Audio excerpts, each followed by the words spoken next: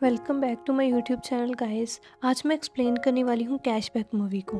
Story बहुत interested है, hope आपको अच्छी लगेगी।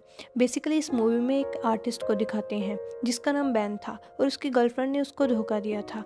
वो खोया खोया सा रहने लग जाता है, वो इमेजिनेशन करनी स्टार्ट कर देता है।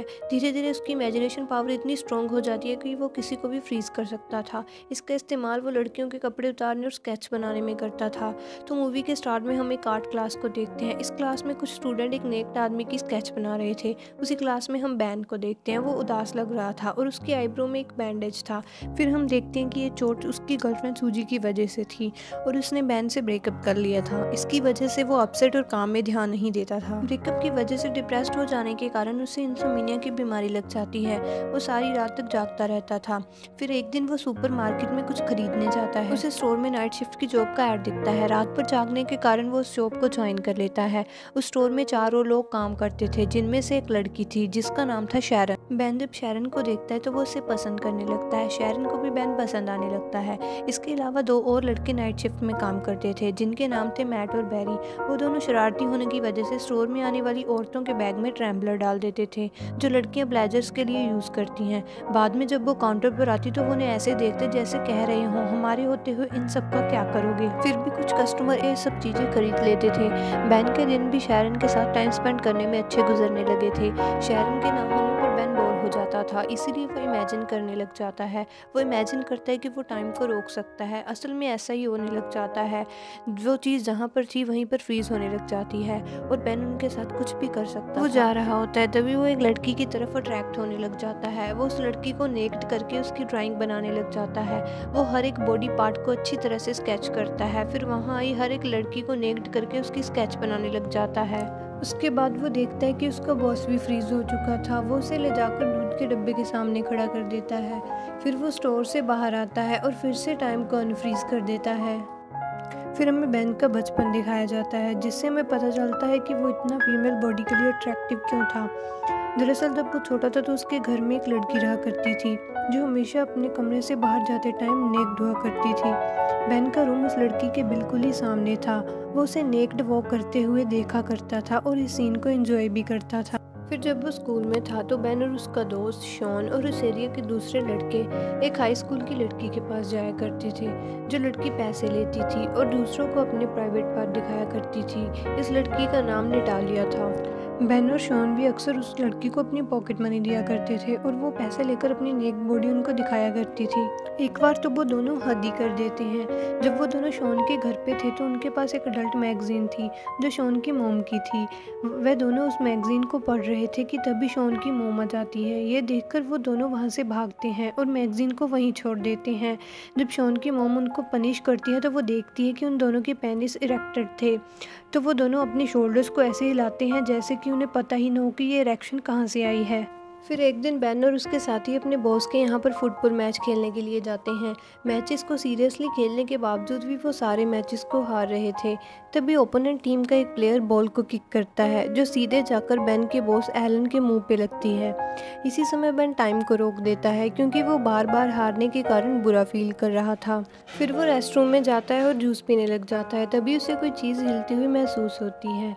वो देखता है कि एक आदमी फ्रोजन टाइम में भी मूव कर सकता था, मगर उस आदमी ने अपना चेहरा ढका हुआ था और बैन के पास जाने पर वो वहाँ से भाग जाता है। इससे बैन को समझ आता है कि कुछ और लोग भी हैं जो फ्रोजन टाइम में मूव कर सकते हैं। फिर बैन टाइम को अनफ्रीज करता है और बाहर आकर देखता है कि उसके बॉस का बहुत ज़्यादा खून निकल रहा था। इसके बाद हम देखते हैं कि शैरन और बैन डेट पे जाते हैं। डेट के बाद बैन शैरन को उसके घर छोड़ने जाता है। शैरन ने घर के अंदर आने से पहले बैन को किस किया और फिर अंदर आ जाती है। अगले दिन एलन सभी स्टाफ मेंबर को इकट्ठे करता है और बताता है कि हारे गए मैचेस का सदमा बुलाने के लिए उसने एक प्राइवेट पार्टी अरेंज की है और वो पार्टी में सभी स्ट्रिपर्स को बुला रहा है और सभी स्टाफ मेंबर्स को भी उसमें आना पड़ेगा। इस पार्टी को लेकर शैरन बैन के पास आती है और उससे कहती है कि क्या वो पार्टी में उसकी डेट बनकर जाना पसंद करेगा। बैन के लिए तो ये गोल्डन चांस था कि कोई लड़की उसे पार्टी में डेट बनने के लिए कह रही थी और वो वही लड़की जिसको वो पसंद करता था, तो वो फौरन ही हाँ बोल देता है।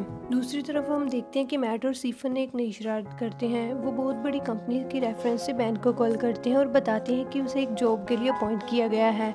बेन बहुत खुश हो जाता है। वो पार्टी में जाने से पहले ये बात शेरन को बताता है।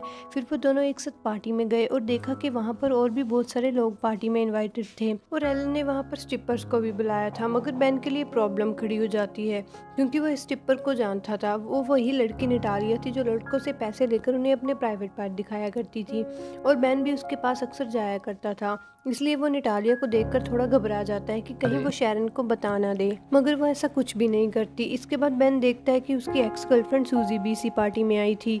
वो एलन के भाई की गर्लफ्रेंड थी और उसी ने सूजी को पार्टी में इनवाइट किया था। बेन के पास आती है और बेन से अपनी गलतियों की माफ़ी मांगती है और वो अपने बिहेवियर के लिए शर्मिंदा थी। तभी अचानक वो बेन को किस करती है, मगर बेन सूजी को पीछे कर देता है क्योंकि अब वो शेरन को पसंद करता था। मगर तभी वहाँ पर शेरन आ जाती है। वो बेन को डांस करने के लिए ढूंढ रही थी। वो दोनों को किस करते हुए देख लेती है और मिसअंडरस्टैंडिंग का शिकार हो जाती है। उसे लगता है कि सूजी ने बेन को उसकी मर्जी से किस किया है, इसीलिए वो बेन पर भड़क जाती है और पार्टी से चली जाती है। और बेन जब शेरन को पार्टी से जाता हुआ देखता है तो वो टाइम को फ्रीज कर देता है क्योंकि वो टाइम को रिवर्स नहीं कर सकता था और उसे लगता था कि अगर वो टाइम को रोक देगा तो शेरन भी रुक जाएगी। मगर वो ऐसा करके उसे कितनी देर तक रोक सकता था, क्योंकि वो जब भी टाइम को अनफ्रीज करेगा शेरन को तो जाना ही था। इसलिए वो टाइम को अनफ्रीज करता है और शेरन भी वहाँ से चली जाती है। अगली रात बेन शेरन के घर आता है और उससे माफ़ी मांगता है, मगर शेरन अभी भी उससे भड़की हुई थी और वो बेन को बहुत बुरा भला कहती है और फिर दरवाज़ा बंद कर देती है। अगले दिन बेन जब स्टोर में गया तो उसने देखा कि शेरन की कुर्सी खाली थी, जिसका मतलब था कि शेरन ने बेन की वजह से नौकरी छोड़ दी थी।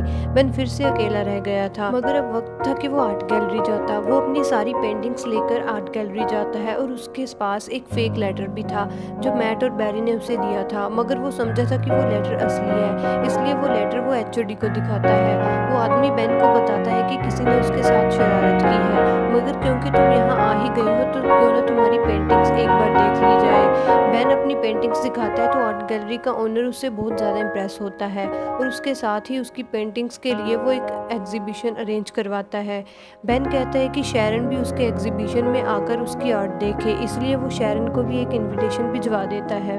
जब शेरन एग्जीबिशन में आती है तो बेन की पेंटिंग्स उसे सरप्राइज कर देती हैं क्योंकि दीवारों पर सजी ऑलमोस्ट सारी पेंटिंग शेरन की थी। तब शेरन को एहसास होता है कि बेन उससे कितना प्यार करता है और उसने वो सारी ड्राइंग्स शेरन के लिए बनाई थी। वो बेन के पास जाती है और उसकी कामयाबी पर उसको बधाई देती है और थैंक्स कहती है। वो उसे किस करती है और फिर बेन तो वैसे ही फीमेल बॉडीज के लिए अट्रैक्टिव था, इसलिए वो टाइम को फ्रीज कर देता है ताकि वो इस पल का मजा ले सके। मगर इस पर शेरन मूव कर सकती थी क्योंकि बेन ऐसा ही चाहता था। वो शेरन को बाहर लेकर जाता है और वो देखती है कि स्नो फॉलिंग भी फ्रीज हो चुकी थी। बेन अपने सीक्रेट शेरन से शेयर करता है और वो भी बेन को पहले से ज़्यादा चाहने लगी थी। फिर वो दोनों एक दूसरे को किस करते हैं और मूवी यहीं पर एंड हो जाती है। ऐसे ही और रोमांटिक और इंटरेस्टिंग स्टोरी देखने के लिए हमारे चैनल को सब्सक्राइब करें। अगर वीडियो पसंद आए तो लाइक भी कर देना।